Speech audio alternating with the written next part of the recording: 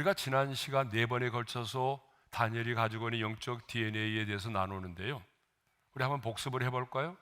그 첫 번째 DNA가 뭐냐 그러면 바로 정체성이라고 하는 분명한 DNA가 있었다라고 하는 거죠. 두 번째가 뭐였어요? 두 번째는 뜻을 정하여 인생을 살았던 그런 거룩한 DNA가 있었습니다. 세 번째, 네 번째는 뭐였어요? 바로 기도와 감사의 습관이라고 하는 거룩한 영적 습관의 DNA를 가지고 있었습니다. 자, 오늘은요, 또 하나의 새로운 DNA를 여러분들에게 소개하고자 하는데요, 그것은 바로 말씀의 묵상이라고 하는 DNA입니다. 자, 우리 2절 상반절의 말씀을 함께 읽겠습니다. 다 같이요. 곧 그 통치 5년에 나 다니엘이 책을 통해 여호와께서 말씀으로 선지자 예레미야에게 알려주신 그 연수를 깨달았나니. 다니엘이 책을 통해서 여호와께서 말씀으로 선지자 예레미야에게 알려주신 그 연수를 깨달았다라고 되어 있어요. 그러면 여기서 책은 어떤 책이죠? 예레미야서를 말합니다. 그러니까 다니엘은 예레미야가 쓴 그 예레미야서를 읽다가 여호와께서 예레미야에게 알려주신 그 연수를 깨닫게 되었다라고 하는 것이죠. 이것은 다니엘이 단순히 말씀을 읽어 내려가는 것이 아니라 그 말씀을 읽어가면서 말씀을 깊이 묵상했다는 것을 말하죠. 그러니까 다니엘은요, 말씀을 읽고 묵상하다가 하나님의 뜻을 깨달아 알게 됐어요. 그러면 다니엘이 말씀의 묵상을 통해서 깨달아 알게 된 하나님의 뜻은 무엇일까요? 두 가지인데요, 첫째는 뭐냐 그러면 자신들이 포로 생활을 하게 된 그 원인을 알게 되었다라고 하는 거예요. 예레미야 25장 그 8절에서 11절을 보게 되면 왜 자신들이 바벨론에게 멸망을 당하게 되었는지, 그리고 심지어는 어떻게 멸망을 하게 될 것인지에 대하여 말씀을 하고 있어요. 하나님은 예레미야 선지자를 통해서 너희가 내 말을 듣지 않았기 때문에 내가 바벨론의 왕 느부갓네살 왕을 불러다가 유다와 예루살렘을 쳐서 진멸하여 놀램과 비웃음거리가 되게 할 것이라고 말씀하셨습니다. 그리고 예레미야 25장 11절에서 이렇게 말씀을 하십니다. 읽겠습니다. 이 모든 땅이 폐허가 되어 놀랄 일이 될 것이며 이 민족들은 70년 동안 바벨론의 왕을 섬기리라. 그러니까 하나님은요, 당신의 백성들을 징계하는 일에 바벨론이라고 하는 이 나라를 징계의 회초리로 사용하시겠다는 거죠. 자, 두 번째로 깨달은 게 뭐냐 그러면 포로 생활 70년이 차면은 예루살렘으로 돌아갈 수 있게 된다라고 하는 것을 알게 되었어요. 자, 예레미야 25장 12절의 말씀입니다. 함께 읽겠습니다. 다 같이요. 여호와의 말씀이니라 70년이 끝나면 내가 바벨론의 왕과 그의 나라와 갈대아인의 땅을 그 죄악으로 말미암아 벌하여 영원히 폐허가 되게 하되, 하나님은 당신이 약속하신 그 바벨론의 포로 생활 70년이 끝나면 바벨론의 왕과 그 나라를 그 죄악으로 인하여 심판하실 것을 말씀을 하셨습니다. 그리고 예레미야 29장 10절을 보게 되면 아주 구체적으로 바벨론에서 포로 생활 70년이 차면 예루살렘으로 다시 돌아오게 할 것이라고 말씀을 하십니다. 읽겠습니다. 다 같이요. 여호와께서 이와 같이 말씀하시니라. 바벨론에서 70년이 차면 내가 너희를 돌보고 나의 선한 말을 너에게 성취하여 너희를 이곳으로 돌아오게 하리라. 다니엘은 이렇게 말씀의 묵상을 통해서 하나님의 뜻을 깨달아 알게 되었다라고 하는 거죠. 그러면 더 중요한 게 있습니다. 다니엘은 언제 하나님의 말씀을 이렇게 묵상했냐는 거죠. 언제? 자, 다리오 왕이 세움을 받던 첫 해라고 돼 있어요. 자, 우리 1절과 2절 상반절의 말씀을 읽겠습니다. 다 같이요. 메대 족속 아하수에로의 아들 다리오가 갈디아 나라의 왕으로 세움을 받던 첫해 그 통치 원년에, 여러분, 정권이 바뀌는 정도가 아니라 여러분, 왕국이 바뀌고 새로운 왕이 등장해서 새로운 통치를 시작하는 그 첫 번째 해, 그러니까 나라가 얼마나 어수선하였겠어요. 여러분, 나라 전체가 막 몸살을 앓고 있을 때가 아니에요? 예? 실제로 성경을 보게 되면 다니엘이 이 다리오 왕 원년의 사자굴 속에 던짐을 받기도 했어요. 그러므로 포로로 잡혀와서 바벨론의 총독에 오른 다니엘의 입장에서 보게 되면 바벨론 제국이 무너지고 새로운 왕국이 들어서고 새로운 왕이 세워졌기 때문에 얼마든지 이런 생각할 수 있는 거 아니겠어요? 아, 이제 나의 신분은 어떻게 되지? 내 신분은 어떻게 되는 거야? 혹시 나도 저들에 의해서 숙청을 당하게 되는 건 아닌가? 뭐 이런 별의별 생각이 들지 않았겠어요? 그런데 이렇게 막 신분이 불안하고 온 나라의 모든 사람들이 극심한 몸살을 앓고 있을 때, 그때에 다니엘은 조용히 하나님의 말씀을 찾았습니다. 그리고 그 말씀을 폈습니다. 그 말씀을 읽었습니다. 그 말씀을 묵상했어요. 그리고 마침내 그 말씀 속에서 하나님의 뜻을 깨달아 알게 되었습니다. 이때 다니엘의 나이가 몇 살인 줄 아세요? 대부분의 성경학자들은 80대 중반의 나이, 약 85세 정도로 보고 있습니다. 근데 여러분, 이 고령의 나이에도 불구하고 다니엘은 하나님의 말씀을 펴서 읽고 묵상을 했어요. 또 다니엘은 한 나라의 총리로서 얼마나 바쁘고 분주한 삶을 보내고 있는지 모릅니다. 여러분, 총리로서 감당해야 될 일이 얼마나 많아요. 더구나 지금 왕국이 바뀌고 새로운 왕이 들어서는 이 혼란의 시기이기 때문에 여러분, 너무나 많은 것들을 새롭게 또 결정도 해야 되고 결제도 해야 되고 왕에게 보고도 해야 되고, 아마 정말 눈코 뜰 새 없이 바쁜 하루하루를 보내고 있었을 거예요. 그럼에도 불구하고 다니엘은 시간을 정해놓고 하루에 3번 감사의 기도를 드리는 습관을 잊지 않았습니다. 그리고 그 바쁜 와중에서도 하나님의 말씀을 읽고 묵상하는 것을 게을리하지 않았습니다. 아니, 하나님의 말씀을 읽고 묵상하는 것을 지금 여러분들이 뭐 제자훈련, 사역훈련 받으면서 의무감 때문이나 체면 때문에 할 때가 많잖아요. 그죠? 여러분 그러지 않아요? 의무감 때문에 새벽기 나오고 체크하니까 새벽기도 나오고 체크하니까 말씀 암송하고 그러잖아요. 그런데 다니엘은요, 어떤 의무감이나 체면 때문에 기도하고 말씀을 묵상하지 않았다라고 하는 거죠.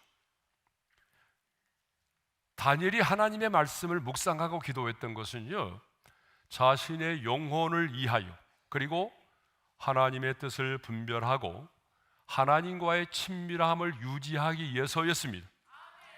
만일 다니엘이 우리가 여러분 훈련받으면서 하는 의무감 때문에 하나님의 말씀을 묵상했다고 한다면 다니엘은 중간에 아마 중도에 포기해버리고 이미 말았을 겁니다. 그런데 여러분, 우리는 어떻습니까?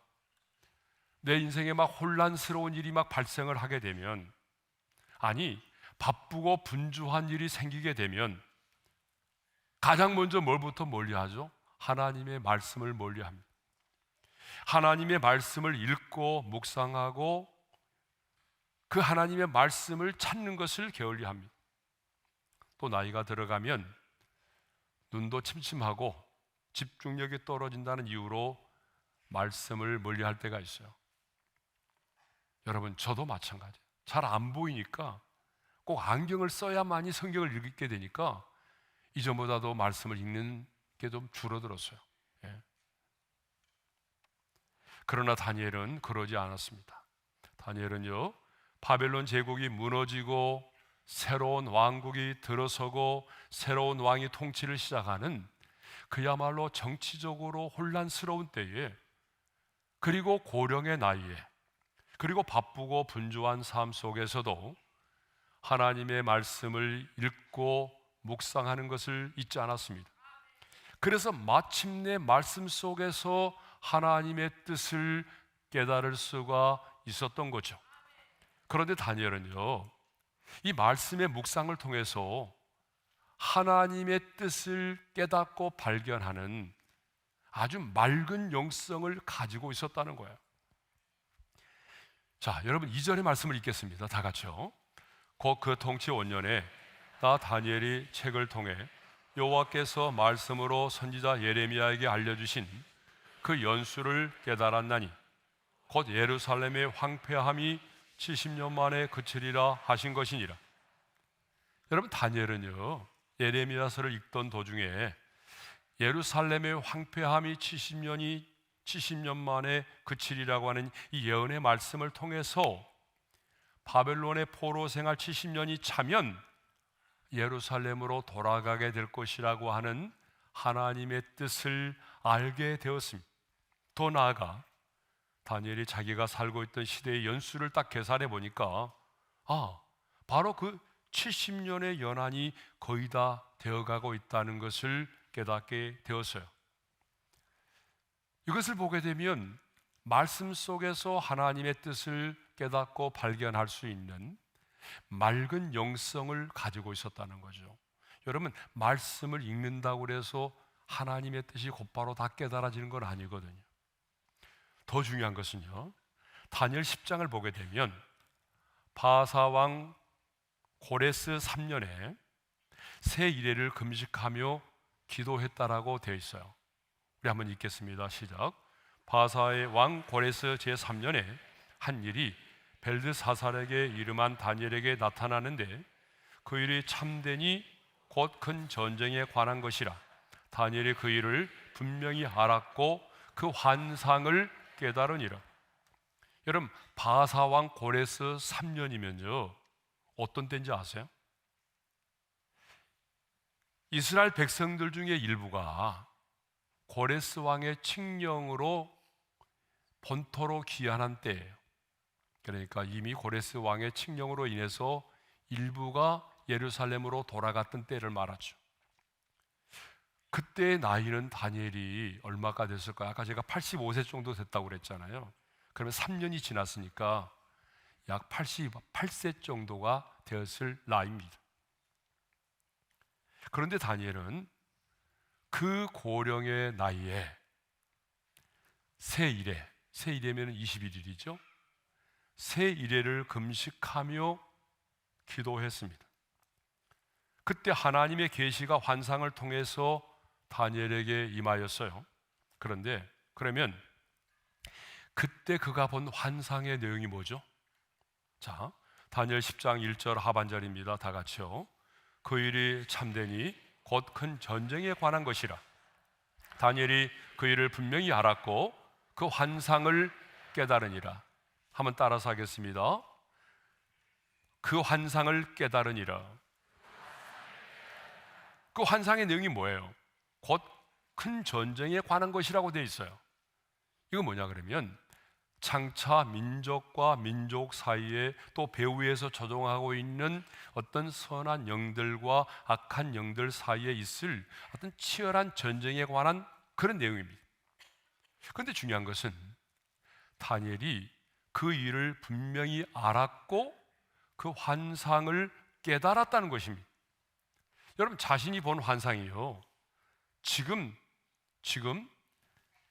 자신 앞에서 이루어지는 사건이 아니에요. 이 내용은 먼 미래에 되어질 일임에도 불구하고 다니엘은 자신이 본 환상에 대하여 분명히 알 수 있었고 깨달을 수가 있었다라고 말하고 있죠. 여러분, 영성이 뭐죠? 저는 영성을 이렇게 정의해요. 하나님과 나와의 관계, 하나님과의 친밀함, 저는 이것을 영성이라고 생각합니다.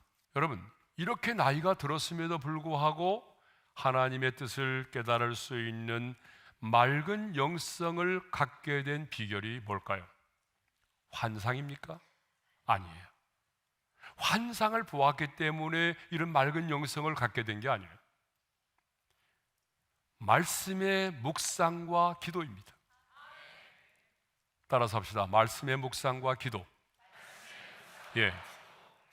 말씀의 묵상과 기도가 있었기 때문에 이렇게 고령의 나이임에도 불구하고 하나님의 뜻을 깨달아 알 수 있는 맑은 영성을 가질 수 있었다는 거죠. 하루에 3번씩 시간을 정해놓고 기도하는 그 영성, 감사하는 영성, 그리고 말씀을 가까이 하고 말씀을 묵상했던 영성.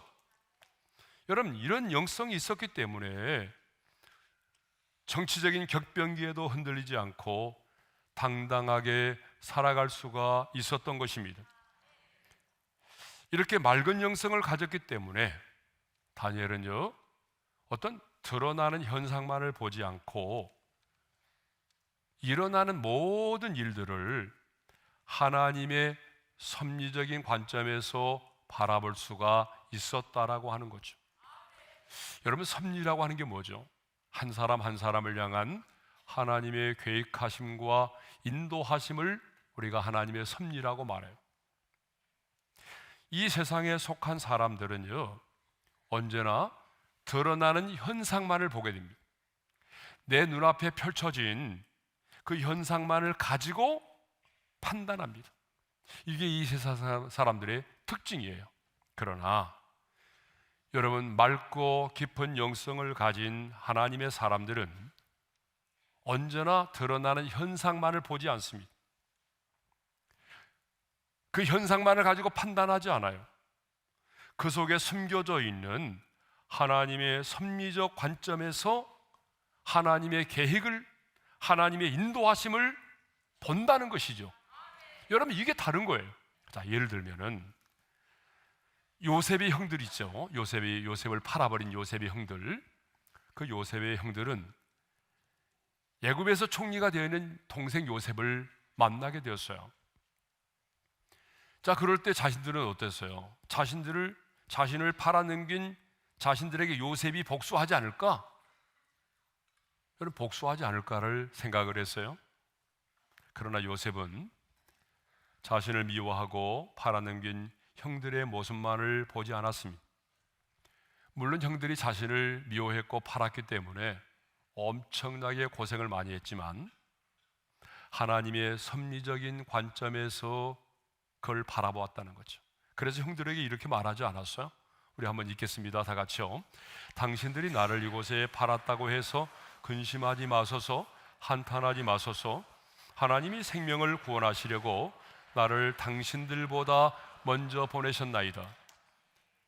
하나님이 생명을 구원하시려고 나를 당신들보다 먼저 보내셨다는 거죠.